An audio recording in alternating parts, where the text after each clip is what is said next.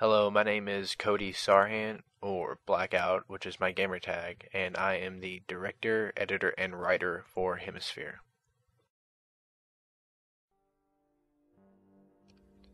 Now, the Eden Pictures logo is supposed to represent a DNA helix. You'll notice that it's a broken helix, which represents a break in the genetic code, which basically can be filled with almost anything to create whatever you think would be perfect. So that was the idea behind the Eden Pictures logo. I drew up a concept in class, and my good friend Incognito created the design in Photoshop because he's God. Now, Hemisphere was originally 55 layers big, if that's correct grammar, and 256 input items, which is phenomenally large for a Halo machinima and a lot of movies for like the silver screen and stuff like that, which I had to slim that down because Vegas was not working with me very well. Vegas being Sony Vegas 7.0, the software that I used to edit my machinima with. So after trimming it down, it was about 22 layers and maybe 160 items. I still had to split it up into fourths to get Vegas to work right with me, which is where the technical problems came into hand, which is why this movie was put out later than I wanted it to.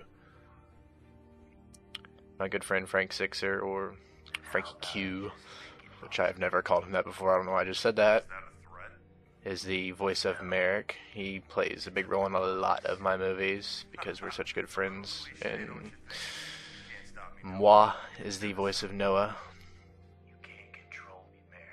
This is my first movie in about a year and a half. My last movie was Legendary Episode 2. Wait, I love this part. Hold on. Good use of the composite there. Anyways, back to what I was saying. My last movie was Legendary Episode 2. Some of you may have seen it, some of you may not. You should go to the Halo Grid Download Center and check that out. Which is about a year and a half ago, and this is my first movie since, and the rust definitely does show. You'll notice a few minor audio errors. One happened in the opening scene just there. Wasn't quite, in your face, but it was still there. I can notice it, and it bugs me a little bit every time I see it. Another one of the rusts will be on the composites. They're not exactly lined up correctly, and that's my bad, and just didn't have time to go back and fix it. I want to get the movie out to the public. A lot of people seem to like this scene with the lightning and the thunder. You see a lot of rain in machinimas, but you hardly see lightning and thunder.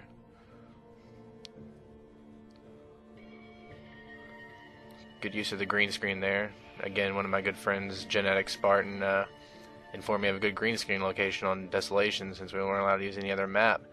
And I thank him for that green screen. That whole scene with the reflection in the glass wouldn't have been possible if it wasn't for him. Frank's favorite scene right there where he shoots himself in the face. Gets him every time. That's also Frank's voice, the voice of Dr. Keyes. That's Frank doing his British accent.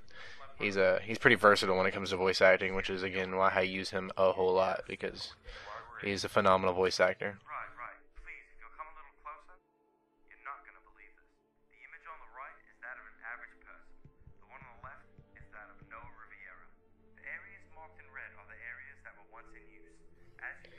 These looked a little goofy in my opinion. They were a little out of place if you ask me, and they could have looked a little better, but my Photoshop sucks. So yeah, one of my drawbacks. Photoshop hates me.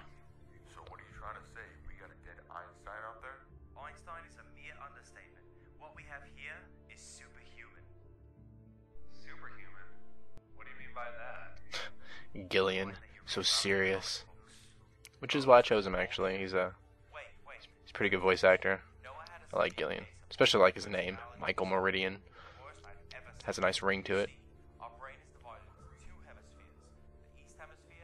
This is where the whole movie comes into play, basically, to where you find out that in the beginning those two people talking to each other were really the same person, or a part of the same person.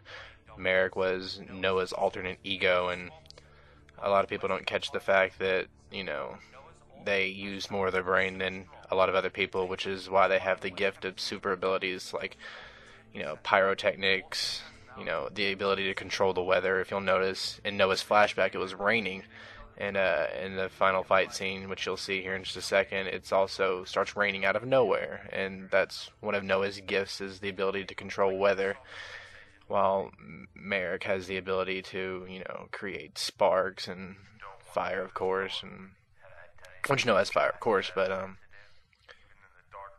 just want to throw in some more special effects. A lot of people thought the blue fire was kind of goofy, but that showed the whole opposite side of the brain type thing with red blue fire.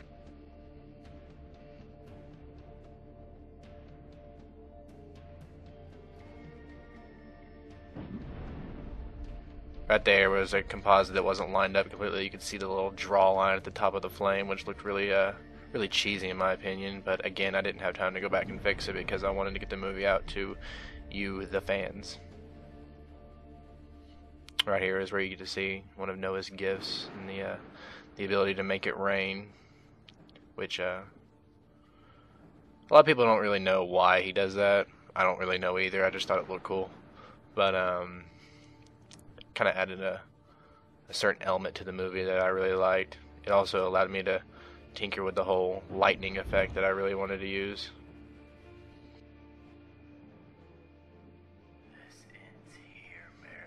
Merrick bleeds a lot apparently for a spiritual entity.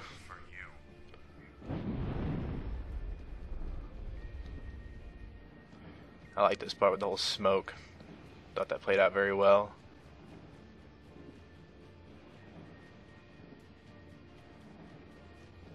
Right here, they're staring each other down, and Merrick realizes there's no way he can kill Noah because Noah's basically who he is, and there's no way he can kill him, so he tries to flee. And you really can't run from yourself, so Noah kind of tells him that, obviously. Right there, when he said, "I'm in the rain," that's kind of a clue as to he's the one that's controlling the rain. A lot of people didn't get that, so. Again, the ending was pretty rushed because we had to fit the 7-minute time constraint, but I thought it was about the only ending I can think of to where it left at a cliffhanger, but also ended the movie at the same time. BlueArrow.net, that's Melissa Elgia Hope's website. Go check that out. Well, thanks for watching Hemisphere. This was the special Director's Commentary edition. So if you haven't seen the actual movie yet, then I guess that just pretty much spoiled it for you. But seriously though, if you haven't, go watch the movie without the commentary, and I think you'll really enjoy it. Hope you like my further movies from Eden Pictures. Thanks.